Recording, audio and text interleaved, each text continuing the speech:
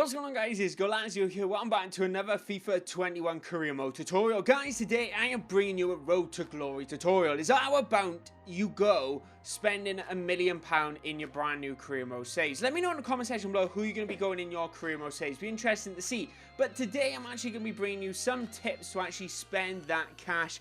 You know what? My opinion on actually how to spend this has changed near enough every single season, and this is how it's going to be going today. Make sure to hit that like button, of course. If you are new around here and you're yet to subscribe, make sure you hit that subscribe button. So tip number one, and literally my biggest tip, is to focus on your youth academy in a Road to Glory, or if you only have £1 million budget. The way I actually see it is that if you have £1 million budget, your team's probably not exactly the highest rated and doesn't exactly have the best players.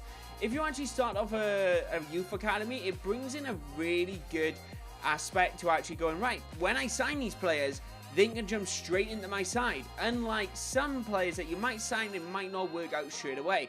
If you're a bigger side and you try to do a youth academy, it doesn't necessarily work. But when you only have £1 million budget and your teams are low rated, it works a charm. So spend around 400 grand and maybe on 1 or 2 scouts, it'll work brilliant for you. Going in next, we got loan players. So loan players actually work really well for me over the last couple of seasons. I only spent around 75k in total with them. That includes bonuses, wages and everything. So I tend to only loan in about 1 to 2 players just to kind of fill up the space which I might actually need. Usually maybe in defense, the winger department is kind of where I do that. But the loan side of things is actually a really good trick for you, because you can actually consider actually going, oh, I might sign this player, but I can't afford him right now, so let's trial it. Next is free agents. Free agents was the biggest thing for me when I only had £1 million budget. I set around 25k or so, just literally to sort out their wages. I spent around a couple hundred pound on their wage, and then literally about a grand or two on their actual bonuses. But what the brilliant thing is, 90% of the time I'm selling these players on. I use them mainly as a money spinner. Occasionally you might find a brilliant regen, or occasionally you might actually find a really good player.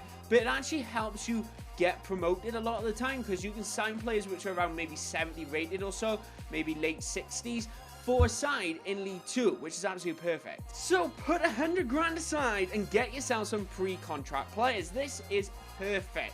You can actually sign some really good gems on this, and that 100 grand is usually going on 1 or 2 players, because you're going to be paying a really hefty wage tag.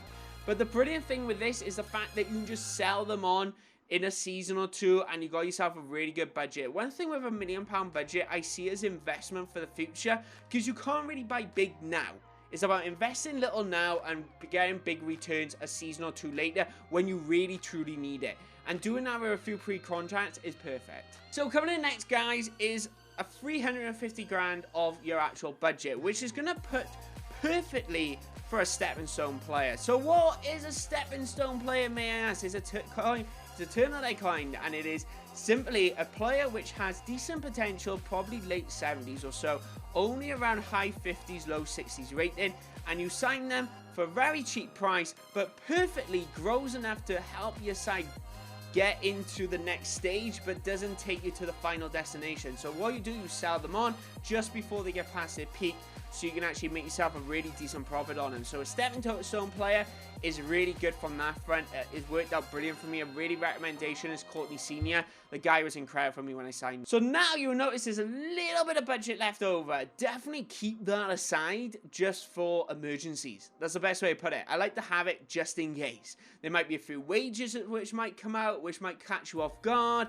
a few bonuses, so you really need to have that money set aside, because you need to meet certain objectives as well in your Road to Glories or your career modes. So that is a good opportunity. Just leave that little bit of budget there. That is how you spend £1 million in FIFA 21 career mode. You could do it completely different ways, but honestly, the youth academy, the free agent, and also the stepping stone player is absolutely perfect. And all the other tips I've given you to spend that money, it provides you with a lot of opportunity to get the best out of your career mode while spending your money wisely. And in all fairness, it's quite realistic that you invest in your youth, you get free agents. That happens quite a lot in the lower leagues.